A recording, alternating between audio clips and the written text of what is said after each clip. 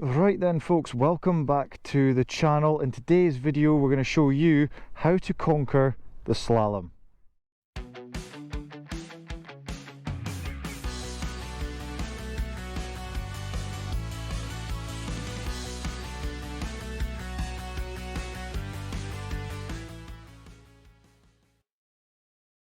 So yes indeed folks, today we're going to have a look at the core foundation of motorcycling once again, which is good throttle, clutch and head positioning. That is the foundation to a good motorcyclist. In a similar way to having a good foundation to a building, you need to get that good foundation in as a motorcyclist. Good throttle and clutch control and getting the head looking where it should be at the right time.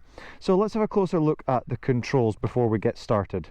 One thing I would recommend folks is when you're practicing slow maneuvers, especially early on, try not to rely too much on the rear brake, as this can mask poor clutch and throttle control. So from the beginning, just use throttle and clutch to practice things like the slalom, and then later on, once you get that good core foundation in, we can start using the rear brake as an additional aid later on. Okay. So to master slow speed controls, these are the fundamentals that we need to conquer, is correct throttle control and clutch control. So I want you to imagine with the clutch, this is the key really. So you've got no power, bit more power and fully engaged clutch. And with the throttle, it's gentle progressive application of the throttle. So you have to set the revs first, give the bike what it needs. So set the revs and listen for the engine noise. Don't focus on the rev counter if you have one, listen to the bike. Once you've set the revs, you put the bike into first gear with obviously the clutch held in.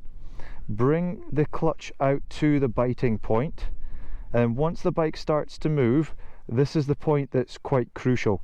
Allow the throttle to increase or decrease when the bike needs it. So if you hear the rev starting to drop and it sounds and feels like the bike is struggling, give it a little bit more throttle.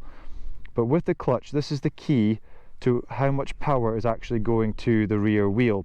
So hopefully you can see that there. I'll just do it with my other hand hopefully so you can see the lever. So essentially what you're going to be doing is, if you need a little bit more power going to the rear wheel, you allow the clutch out a fraction. And if you want a bit less power going to the rear wheel, bring the clutch in a fraction. So you're constantly allowing it out and in within that biting point there, slipping the clutch. So as you'll see in a moment, the car park that we're in is on a slope. So as I go uphill, I'm going to want to allow the clutch out a bit. I'm going to need more power going to the rear wheel because I'm going uphill. When I come downhill, I may want to bring in the clutch a little bit, decreasing some of that power that's going to the rear wheel. So you're constantly adjusting this just a few millimeters at a time, out and in, to allow more or less power to the rear wheel depending on the circumstance.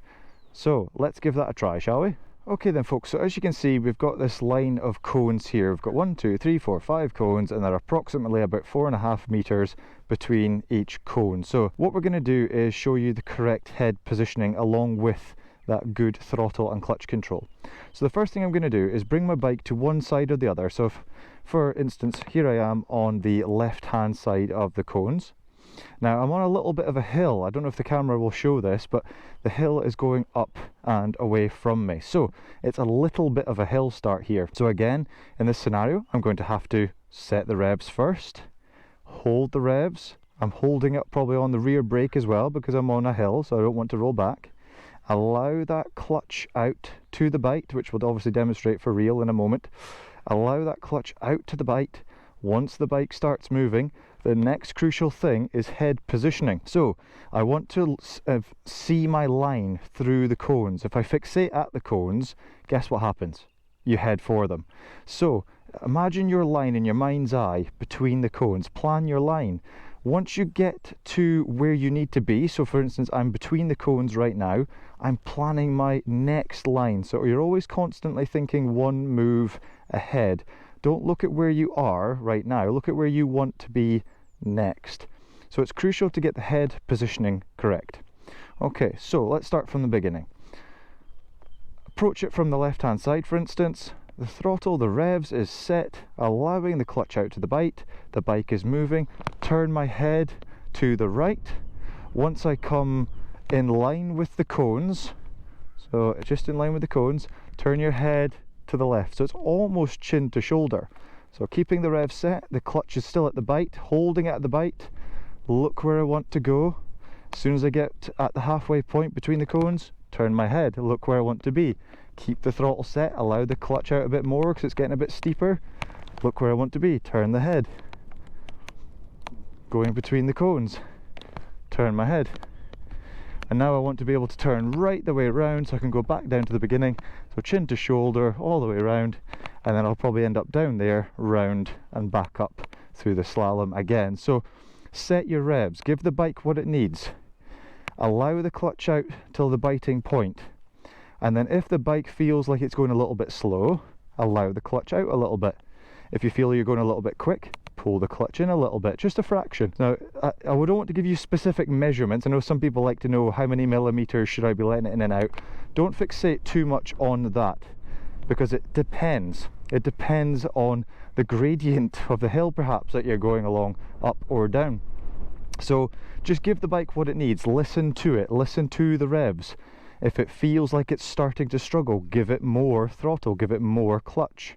Right then folks, so what we'll do is we'll hop on the bike now and we'll put all this together. Good throttle, good clutch and head positioning to navigate the slalom. Now first thing I'd recommend you do folks is allow your motorcycle to warm up a little bit. If you try and do these slow maneuvers right from the word go when the engine's still cold, you'll find that your throttle response isn't quite what you'd like. So allow your bike to warm up a bit, and that way you'll get full control over your motorcycle. Because I've been out for a run today, the temperature should be okay in just a moment, so that should be fine. And we'll just turn the bike round to begin our slalom.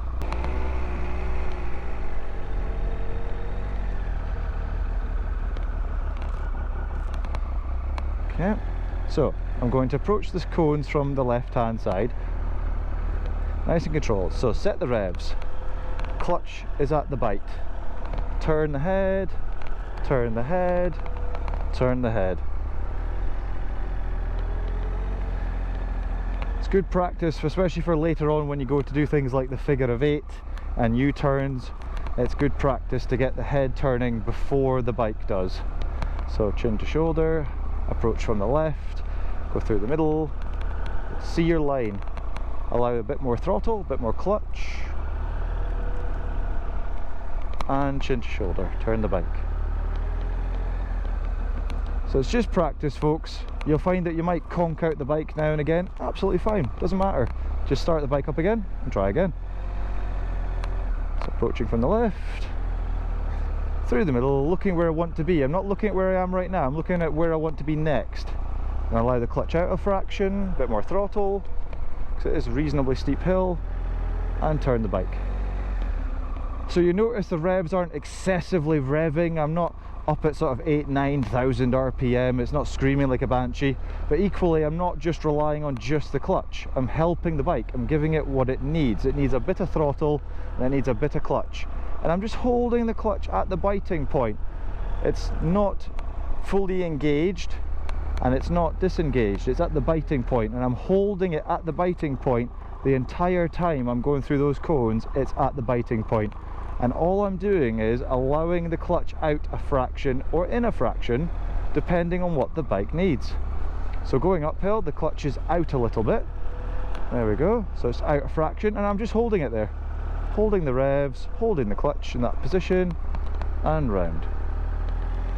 Now, if you want to make this harder, you can obviously decrease the distance between the cones, or once you get more confident, you can go at it a little bit quicker and use counter steering, which we'll go into a little bit later on a later video, to get the bike to move a bit quicker. So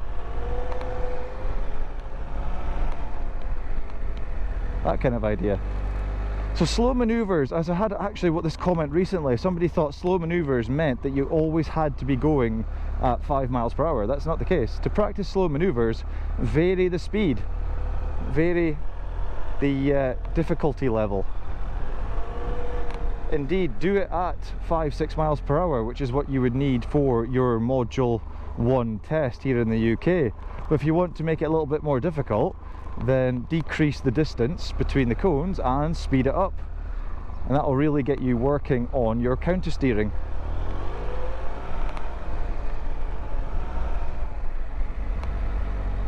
Like so. So I'm never ever looking at the cone I'm actually at. So what I'll do is I'll pop on screen where my eyes are actually looking. So I'm looking here, now I'm looking there, now I'm looking there, now there. So I'm always looking one ahead. I'll just pop those little arrows up on screen to help you there, just to see where my eyes are actually looking. I'm always planning ahead, the next gate, if you like, to go through. So here's my first one, looking at the point. Now I'm looking at the next one. Now I'm looking at the next one. Now I'm looking at the next one. And that helps to keep my eyes up as well. If I focus at the one I'm actually on, my eyes will be drawn downwards, which will upset my balance. So what you don't want to be doing is this: fixating at the cone, fixating at the cone, fixating at the cone. Even though I am managing it because I'm quite good with the clutch and throttle, that's not what you want to be doing. You will end up making a box up. So always look at where you want to be. Okay. So folks, I hope that video has helped you a little bit. It is literally keeping the throttle on, giving the bike what it needs. The clutch is the key to this. Give it what it needs. Listen to the bike. Feel what the bike's doing. Does it need more throttle, more clutch? Is it struggling? You will feel it. So get out there, practice those slow speed maneuvers, get better and better all the time. Keep persevering. Even when you make a mistake, just try again. It doesn't matter. The point is that we keep practicing these things, keep on top of it. It's a perishable skill, so keep practicing, folks. Until the next video, you take care, be good, and keep it rubber side down.